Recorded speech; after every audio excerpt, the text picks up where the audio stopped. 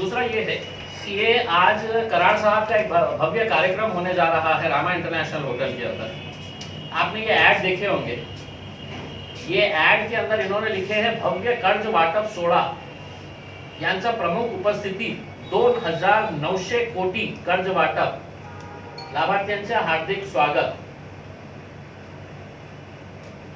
Bankers association जितने भी है उन लोगों ने इस तरह के राजनीतिक उपयोग का इस्तेमाल करते हुए अपनी राजनीति की दुकान चलाने का विरोध किया है लिखित के अंदर।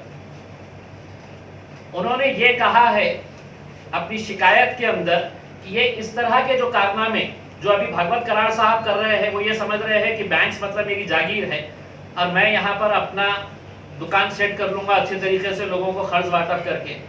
तो बैंकर्स वर्कर्स यूनियन ने है तो इसका ये विरोध किया है और ये कहा है कि साहब इससे पहले भी कई मर्तबा ऐसे पॉलिटिकल लोगों ने अपने स्वार्थ के लिए बैंकों का इस्तेमाल किया और बैंकों का इस्तेमाल करते हुए उन्होंने ऐसी ही कर्ज वाटप योजना करी। खुद की फोटो लगा लिए। अब हकीकत में आपको ये बताऊं कि 6% एजुकेशन लोन महज 6% लोगों को दिया गया है। यानी कि अगर 1 लाख लोगों ने अगर अप्लाई किया है तो सिर्फ 6% लोगों को एजुकेशन लोन दिया गया है। ये जो लोन बांट रहे हैं, मेरा सीधा आरोप है कि इन्होंने बैंक्स को यह समझा कि ये हमारे है तो पार्टी के शाखाएं हैं और बैंकों के मैनेजर्स को, जनरल मैनेजर्स को, एमडीज के ऊपर दबाव डाला जा रहा है कि तुमको औरंगाबाद में आके कैंप लेना है क्योंकि मेरे को आगे चुनाव के अंदर इलेक्शन लड़ना है और मैं ये लोगों को खुश करने के लिए इनको पैसे बांटना है करके। यही कराड़ साहब से हम यह पूछना चाहेंगे कि आपकी इस एरिया की रिकवरी कितनी है बताइए।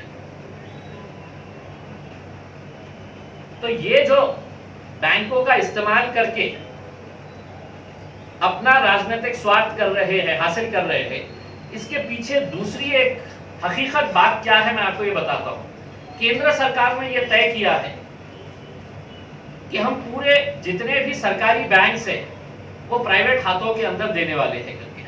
और इसकी हलचल है तो पिछले हमने 2 साल लोकसभा के अंदर हमने ये देखा है कि कैसी हलचल शुरू की जा रही है कि जितने भी बड़ी बड़ी बैंक्स हैं, इंक्लूडिंग है तो हमारी महाराष्ट्र की बैंक ऑफ महाराष्ट्र की बात कर रहा हूं मैं, इन सबको प्राइवेट हाथों के अंदर देना।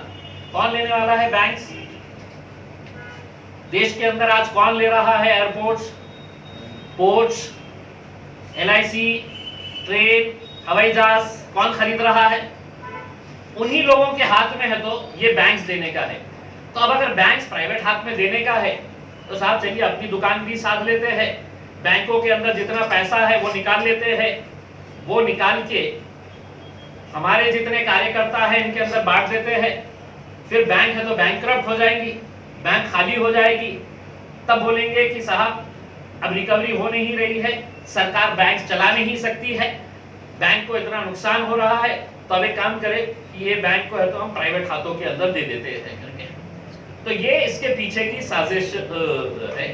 और ये साजिश भले ही सरकार के अंदर बैठे मंत्री या खुद कराड़ साहब इसको नकारे, हकीकत यही है कि ये बैंकों के चेयरमैन और एमडी के ऊपर दबाव डालकर अपने कार्यकर्ताओं को, अपने खरीद के लोगों को बैंक का पैसे का कर्ज वाटप का इतना बड़ा स्कीम यहाँ पे ये जो चला रहे हैं, जिसका विरोध खुद bank association, bank employees association ने कहा है और बड़े कड़े शब्दों के अंदर उन्होंने लिखित रूप के अंदर ये दिया है कि इससे पहले कौन कौन से राजनीतिक नेताओं ने ये बैंकों के अंदर इस तरह की धांधलियां करके सिर्फ अपने पॉलिटिकल स्वार्थ के लिए ये सब कर रहे हैं। मैं बैंकों के चेयरमैन और एमडी से ये बोलूंगा कि आपकी जिम्मेदारी कराड़ साहब की कुर्सी बचाना नहीं है, आपकी जिम्मेदारी ये है कि गरीबों तक जो जेन्युइन लोग हैं उनको किस तरह से कर्ज वाटप कर सकते हैं।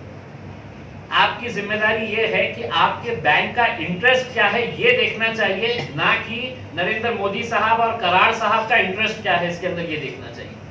बैंक के पास जो भी जा रहा है, जो जरूरतमंद है उसकी मदद करना चाहिए और ना कि इस तरह के इनके दबाव में आकर हमने कुछ ऐसे निर्णय लेना चाहिए जो आखिर बैंक के लिए बहुत घातक साबित हो सकते